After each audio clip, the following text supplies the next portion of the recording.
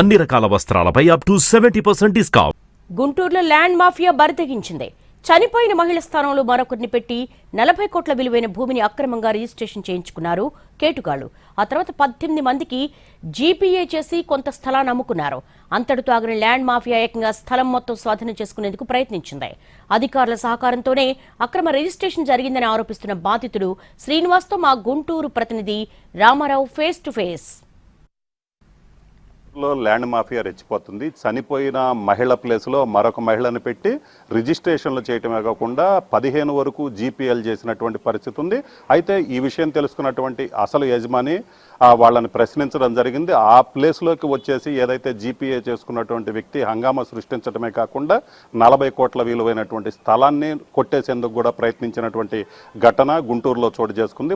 ఎకరం 80 సెంట్లకు సంబంధించినటువంటి స్థలానికి సంబంధించి ఇప్పుడు వివాదం అనేది సంచలనంగా మారినటువంటి పరిస్థితి ఉంది. అయితే అసలు ఆ స్థలానికి సంబంధించినటువంటి యజమాని మనతో పాటు ఉన్నారు. సార్ చెప్పండి, అసలు అంటే అక్కడ మీకు ఎంత ప్లేస్ ఉంది, ఆ ప్లేస్ ఎవరి పేరు మీద ఉంది? మాది 1.83 సెంట్స్ అండి. అది నా భార్య కొత్తపల్లి పద్మజ గారి పేరు మీద 2006 ఏప్రిల్ 24 రిజిస్టర్ అయి ఉందండి.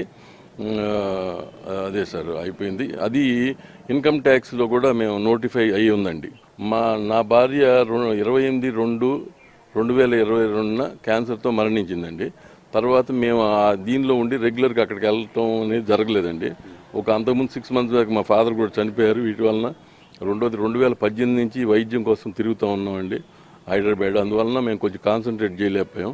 సో 2023 అక్టోబర్ 15 నుంచి డిసెంబర్ 15 లోపు, అక్టోబర్ 7th నుంచి ఫస్ట్ రిజిస్ట్రేషన్, అక్టోబర్ 7th నుంచి డిసెంబర్ 15 2023 లోపల మా సాధారణ మహిళని ఫోటో పెట్టి నర్సరాపేట సబ్ రిజిస్టర్ కరీముల్లా ఖాన్ సహకారంతో అందరికీ తెలిసే జరిగిందండి. అది వాళ్ళ అధికారుల సహకారంతో జరిగింది, అందులో డౌట్ లేదు. రియల్ ఎస్టేట్ పీపుల్ వచ్చి మీదంట కదండి ల్యాండ్ అమ్ముతారా అని చాలామంది ప్రశ్నలతో మేము అలర్ట్ అయ్యి IG stamps and registration IG గారిని, మినిస్టర్ అనగాని సత్యప్రసాద్ గారిని కూడా కలిసామండి. ఇస్తే ఆయన ఐజీ గారికి రెఫర్ చేశారు. ఐజీ గారు డిఐజీకి, ఇలా అధికారులు డిస్ట్రిక్ట్ రిజిస్టర్కి ఇవ్వకుండా వాళ్ళు ఎంక్వైరీ చేసి ఇది ఫేక్ రిజిస్ట్రేషన్ జరిగింది, నా డిపార్ట్మెంట్ తప్పేను అని కింద డిఆర్ గారు సబ్ రిజిస్టార్ గారికి, కరీముల్లా ఖాన్ గారికి ఒక మెమో ఇచ్చారండి. చింతారెడ్డి మహేశ్వర్ రెడ్డి గారు, ఆయనది భద్రుపాలెం అండి, ఆయనది విలేజ్. ఆయన హైదరాబాద్ ఇక్కడ గుంటూరులోనే ఉంటున్నాడండి. ఈయన ఇంతకుముందు కూడా పలు వివాదాల్లో ఉన్నాడు. ఈయన కేసులు చాలా ఉన్నాయి రియల్ ఎస్టేట్లో. ఈయనకి ఇదే పని వృత్తి. ఈయన మొన్న రీసెంట్గా ఈ దౌర్జన్యానికి పంపించిన వాళ్ళల్లో అర్జున్ రావు గారు ఒకడు, ఇంకోళ్ళ పేరు అండి అర్జున్. అందువల్ల వాళ్ళ పేరు మీద కేసు రిజిస్టర్ చేసామండి, ఎఫ్ఐఆర్. సో ఎంతమంది మీద మీరు కంప్లైంట్ చేశారు? ఈ రిజిస్ట్రేషన్ తెలిసిన తర్వాత మిమ్మల్ని ఎవరైనా బెదిరించడం ఏమైనా జరిగింది? అంటే బెదిరించడం అంటే బై ఫోను ఎవరు కాదండి, వీళ్ళ మనుషులే అక్కడికి వచ్చేవాళ్ళు అండి. 10 మంది రోజు అండి. అక్కిరెడ్డి, ఆయన చనిపోయారు ఈ రోజున. అక్కిరెడ్డి గారు వచ్చి దాంట్లో కూర్చుని ప్రొక్లైనర్ తెచ్చి అక్కడ సీమంతం చెట్టుంటే అదంతా తీసేయబోయి అట్లా చేసేవాడు. మేము ఏ రోజు బెదరలేదండి, సింగిల్గానే వెళ్ళేవాడిని నేను. అదేంటి వెళ్ళిపోయేవాళ్ళు ఎవరికి వాళ్ళు.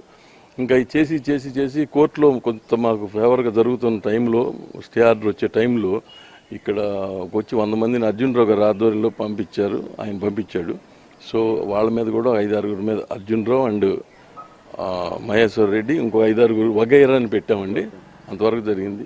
తన భార్య చనిపోయిన తర్వాత ఏడాదికి ఫేక్ రిజిస్ట్రేషన్, ఏదైతే తన భార్య ప్లేస్లో మరొక మహిళ ఫోటోను పెట్టి ఫేక్ రిజిస్ట్రేషన్ చేశారు. అయితే అప్పటి సబ్ రిజిస్ట్రార్తో పాటు మరికొంతమంది ఈ ఘటనలో కుమ్మక్కారు. దాదాపు ఎకరం 80 సెంట్ల భూమి ఇది. కెమెరామెన్ నాగరాజ్తో రామారావు, ఎన్టీవీ, గుంటూరు.